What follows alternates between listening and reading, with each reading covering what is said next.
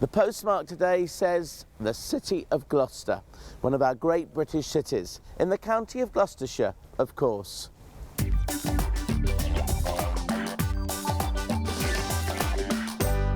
Phil, we're here at Gloucester Docks to talk about the city of Gloucester, but the first thing I want to say is I never realised, and a lot of other people wouldn't realise, that Gloucester had docks. Indeed we have, yes. Gloucester is generally reckoned to be the most inland port in Britain, and the docks complex here were actually built at the end of the 18th century when they tried to bypass the worst parts of the River Severn.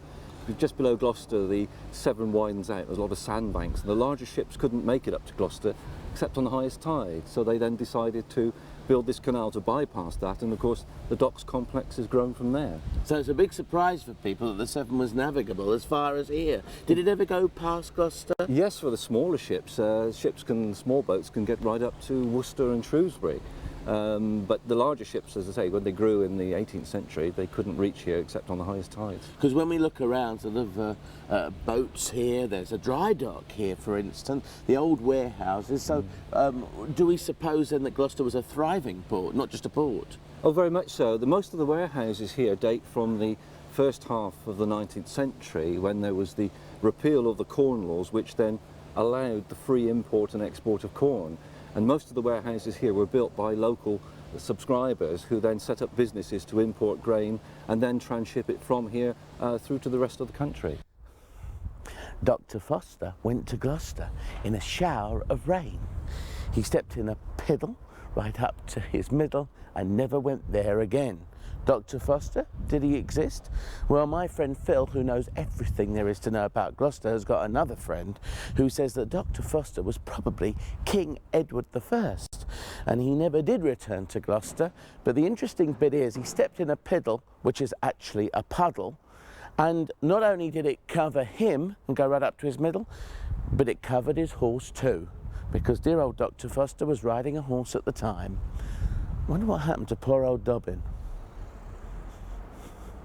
The kings of England in the early medieval period often used to spend Christmases here at Gloucester. It was a tradition that was started in the Saxon period and continued by William the Conqueror, and Parliament met here in Gloucester on a number of occasions. Eventually that became centralised in London, probably by about the 15th century.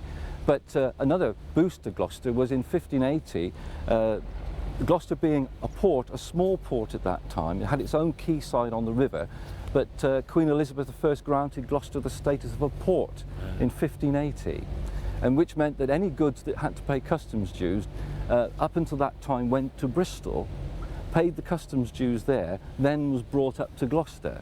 But by having their own customs house here, they were able to charge the dues directly right here in Gloucester.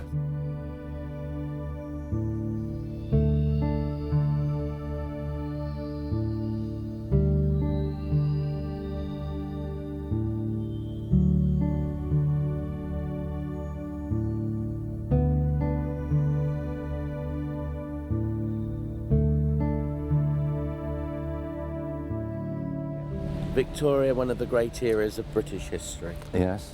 Gloucester and Victoria. We went to Reading, you know, for a postcard, and there's a statue of her with her back turned against the town. Oh, right. She snubbed Reading. Yes. What did she feel about Gloucester? She actually changed trains at Gloucester, because with the coming of the railways, we have at Gloucester the two railway companies met, which was the sort of Midland region and the Western region, and they both had different gauges. The trains ran on different width rails, but right. The two stations were close together, so anybody travelling from A to B often had to change at Gloucester. And Victoria came here, and the Civic Party were on the platform, and as Queen Victoria alighted from the train, she mistook the sword bearer for the mayor. And she went up to the sword bearer, who was a wonderful local character, and she started to address him, and he looked straight in the eye and said, "Bain't I, man, it's t'other."